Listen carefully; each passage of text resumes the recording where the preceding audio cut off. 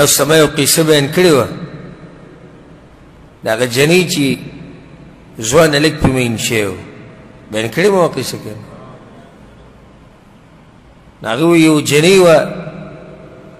ښایسته جنۍ وه یو هلک پرې مین شو هغه هلک راغی پلار ته ووایي چې پلاره داسې یو جنۍ ده که تېره لږ وړه هغه وایي صحیح چې لاړ شو پلار یې پرې مین شو هغه هغه زوی ته ووایي چې ته وړوکی ته د واده نه یې او زه به د دې جنۍ سره واده وکړم هغه دواړو په منځ کې جنګ شو چې جنګ شو نو پولیس خبر شو تاڼهدار خبر شو کیس هلته لاړ څه چل دی وایي موږ په دې باندې وران شوي هغوی قمقلان و پلار او زوی او د یوې جنۍ دپاره وران شو اخر د جنۍ ما ته وښیه دا څه بلا ده وایي جنۍ چې هغه ولیده پرې مین شو نو بس هغه هلک ته وایي چې ته خو بلکل ماشوم یې او دې پلار ته وایي چې ته خو غریب سړی دا ښایسته جنۍ د دې سړي سره مزه کوي چې ته حکومت کې څه عهده څه کار پټه تنخواه دې جنۍ سره زه واده کوم دا درې کسان په جګړه شوي دي وزیر خبر شوی دی چې تاڼهدار او پولیس کار صحیح نه کوي او د څو ورځو نه په جګړه کې اخته دي بس دوی راغوښتي یې قصه دا ورته قصه کړې ده هلک قصه کړې ده چې وایي داسې جنۍ زما خوښه شي هغه زما پلار وي بیا ده هغوی ښه قمقلان وي د یوې جنۍ دپاره تاسو ځان لیونی کړی ده ما ته وښیه د اخر څه بلا ده جنۍ چې وزیر صاحب لیدلی به دا خوښه شوې ده هلک ته وایي چې ته خو ماشوم یې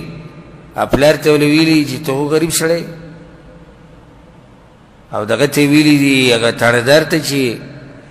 ښایسته جنۍ ده دا د دې سړي سره مزه کوي لکه زما مال دی زور دی طاقت دی دا څلور وران شوي دي سبحان الله ورورو دا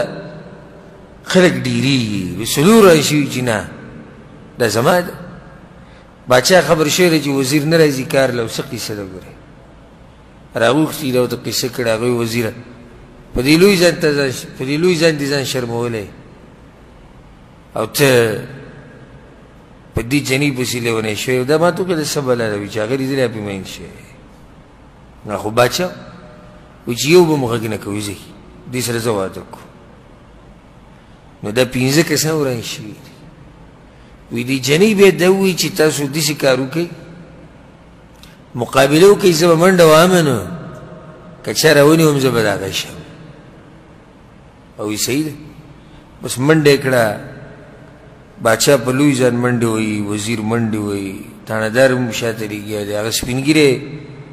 بوډا هم منډې وایي هغه ځوان هلک هم منډې وایي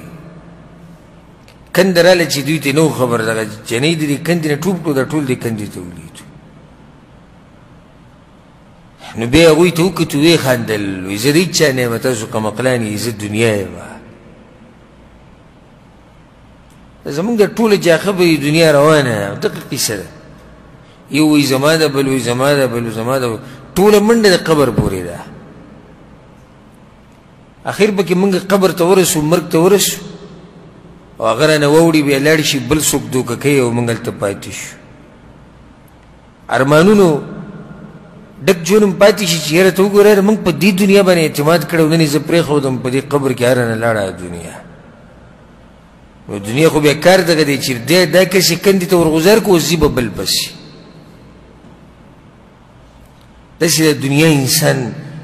دوکه کړي نو د شیطان هم موږ ته دا وسوسې راچولي دي هغه شان وسوسې لکه څنګه وسوسې چې آدم علیه السلام ته ورچولي چې یاره که دې ونې نه ته وخوړو الله به درله یو غټه بادشاهي درکړي